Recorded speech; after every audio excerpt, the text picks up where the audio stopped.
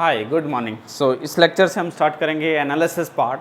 तो basically starting में हम डिस्कस करेंगे कि आपका सिलेबस क्या है, कौन से टॉपिक आपको इम्पोर्टेंट है जो कवर अप करने चाहिए, और हर टॉपिक में से क्या वेटेज है, कैसे आपको कवर अप करना चाहिए। जस्ट रिव्यू करते हैं आपका जो जैम का पैटर्न है, थोड़ा सा उसको दोबारा डिस्कस करते हैं। 100 मार्क्स का टोटल पेपर आता है, उसमें से फर्स्ट सेगमेंट जो है रियल एनालिसिस, जिसको मैं नाम दे रहा हूँ, then linear algebra, group theory, then differential equation, integral calculus and vector calculus। ये आपका IIT जैम का टोटल टॉपिक्स हैं जो IIT जैम में कवर अप किए जाते हैं। एनालिसिस में बेसिकली 4 सेगमेंट्स हैं। फर्स्ट सेगमेंट आपके पास है पॉइंट सेट टोपोलॉजी, ठीक है। इसको मैं डिटेल में अभी क्या कौन सा चैप्टर है, क्या डिटेल में कौन कौन से पॉइंट्स कवर करेंगे वो डिस्कस करेंगे। पॉइंट सेट टोपोलॉजी का बेसिकली मीनिंग क्या है कि किसी भी सेट की इंटरनल प्रॉपर्टीज, जैसे लिमिट पॉइंट क्या है, इंटीरियर पॉइंट क्या है, और ड्राइव सेट क्या है, क्लोज सेट क्लोज्ड है या नहीं है, सेट ओपन है या नहीं है, या overall connected set, compact set, इनकी सब की प्रॉपर्टीज़ हम यहाँ डिस्कस करेंगे, ठीक है। और सेकंड सेगमेंट इसमें जो है that is sequence and series of real number, ठीक है। इसको भी मैं अभी डिटेल में डिस्कस करूंगा कि कौन कौन से आपको पॉइंट्स यहाँ कवर अप करने हैं sequence and series of real number में, ठीक है। जैसे basically general theory of a sequence, sequences का मीनिंग क्या होता है, उनका रेंज क्या होता है, कितनी टर्म्स होती हैं, देन कन्वर्जेंट सीक्वेंस क्या होता है, डाइवर्जेंट सीक्वेंस क्या होता है, देन ऑसिलेटरी सीक्वेंस के बारे में इन्फॉर्मेशन, और सिमिलरली सीरीज़ के बारे में क्या इन्फॉर्मेशन है, सीरीज़ कब कन्वर्ज करेगी, सीरीज़ का सम क्या आएगा, या सीरीज़ अगर डाइवर्ज कर रही है तो किस कंडीशन में वो डाइवर्ज करेगी। कुछ पॉइंट्स होंगे, कुछ आर्बिट्रेरी वैल्यूज़ होंगी जिसके बेस पे आपको डाइवर्जेंट कन्वर्जेंट वेरीफाई करना होता है, ठीक है। थर्ड सेगमेंट यहाँ जो गिवन होता है वो क्या है, function of several function of one variable, ठीक है।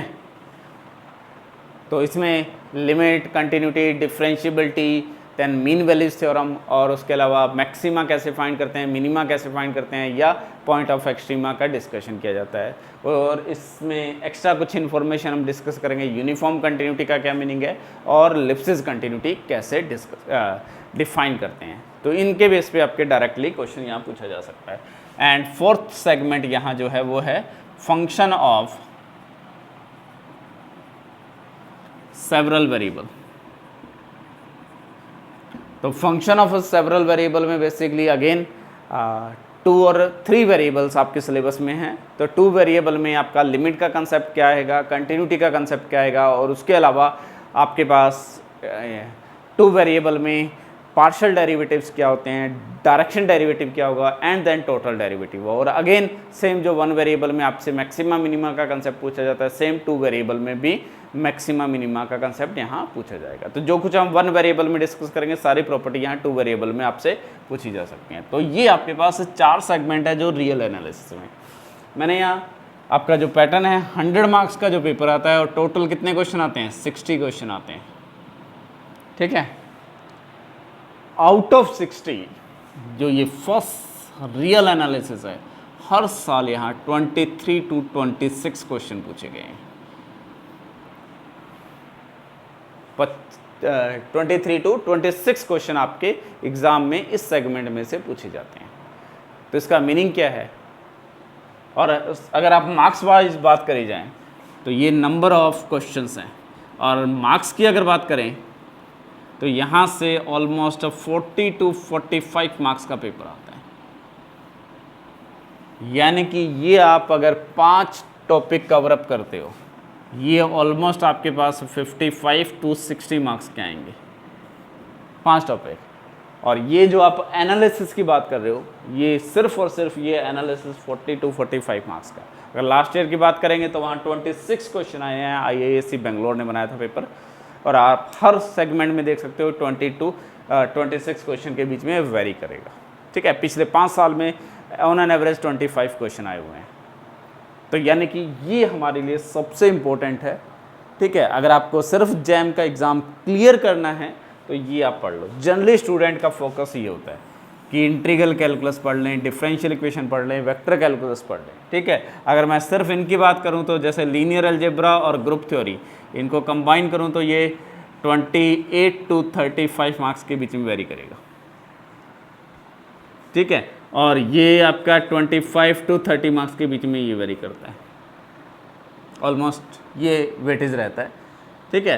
तो अगर मैं डिफरेंशियल, इंटीग्रल और वेक्टर की डिस्कशन करूंगा तो यहाँ आपके पास मैक्सिमम जो स्टूडेंट कोचिंग क्लास में बैठ रहा है या विदाउट कोचिंग सेल्फ स्टडी से आ रहा है या सिर्फ डायरेक्टली एग्जाम देने जा रहा है, तो जनरली वो स्टूडेंट ये 3 टॉपिक तो हमेशा पढ़ के जा रहा है।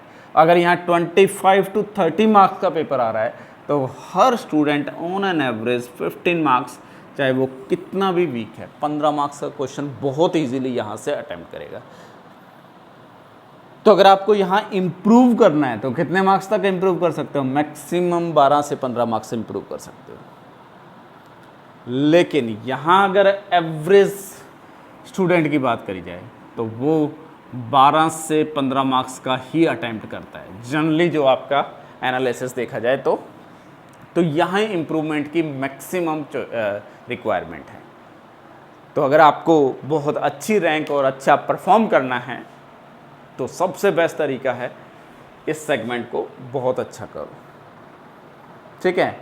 आप अपने आप में एक ये सब्जेक्ट है, जितना वेटेज आप इन 5 टॉपिक को दे रहे हो उतना ही वेटेज आपको इसी टॉपिक को देना है। अगर आप डेली 3 आवर्स स्टडी करते हो, ठीक है, अज्यूम कर रहा हूँ कि आप 3 आवर्स स्टडी डेली कर रहे हो IIT जैम की तैयारी के लिए, और इतना आप बहुत ईजिली आप टाइम निकाल सकते हो, ठीक है।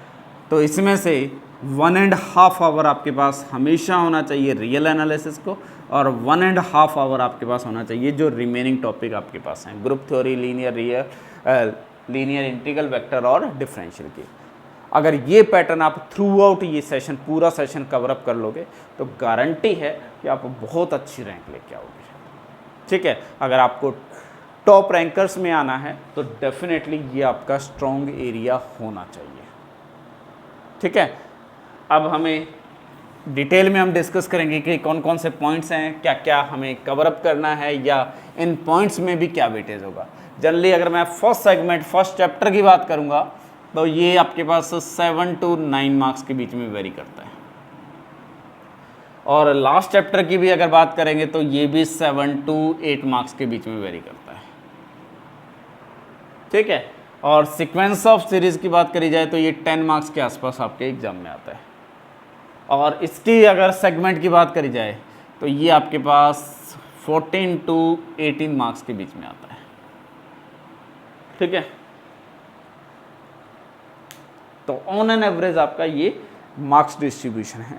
तो यानी कि ये जो फंक्शन ऑफ वन वेरिएबल, और बहुत इजी सा सेगमेंट है ये, बहुत ज़्यादा आपको टफ क्वेश्चन नहीं पूछा जाता है। जो हम थ्योरी क्लास में कवर करेंगे वो उतना कर लोगे, प्लस प्रीवियस ईयर क्वेश्चन और टेस्ट पेपर सॉल्व कर लोगे तो आपके बहुत अच्छे कंसेप्ट हो जाएंगे, ठीक है। और इस पूरे सेगमेंट को हम 2 बार रिवाइज कर सकते हैं जितना आपके पास सफिशिएंट टाइम है अभी, ठीक है। आपका एग्ज़ाम ऑलमोस्ट फरवरी में एग्ज़ाम होगा, तो ऑलमोस्ट 7 से 8 महीने आप बहुत ईजीली इस टाइम को दे सकते हो, एक्सक्लूडिंग योर एग्ज़ाम टाइम, ठीक है। तो सफिशिएंट टाइम है, बहुत सिस्टमेटिकली कवर अप करोगे तो बहुत इजीली हम इस पूरे सिलेबस को बहुत स्मूथ तरीके से और बहुत कंसेप्चुअली डिस्कस करेंगे।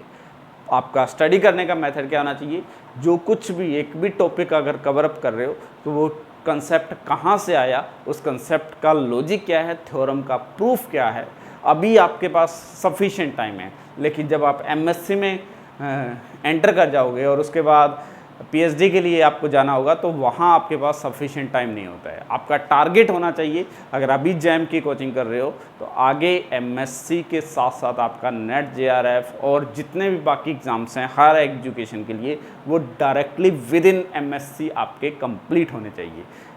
यहाँ क्लास में बैठने के बाद आपको दोबारा कोचिंग की रिक्वायरमेंट नहीं होगी। जो मैं कंटेंट यहाँ कवर अप करूँगा वो कंटेंट आपका जो होगा वो पूरा आपके किसी भी एग्ज़ाम में आगे यूज़फुल होगा। ऐसा नहीं होगा हम सिर्फ अभी जैम को कवर अप करेंगे, हम इसमें एक्स्ट्रा टॉपिक भी कवर अप करेंगे। जैसे हम स्टार्टअप यहाँ से करेंगे, काउंटेबल सेट, अनकाउंटेबल सेट क्या होता है, फंक्शंस क्या होते हैं, लेकिन वो जैम में डायरेक्टली नहीं पूछा जाता है। लेकिन उसका यूज़ जैम के आगे क्वेश्चन में आ जाता है। जैसे कि अगर कोई मोनोटोनिक फंक्शन है, उसके पास नंबर ऑफ डिसकंटिन्यूटी कितनी हो सकती हैं, ये कंसेप्ट जैम में आया हुआ है।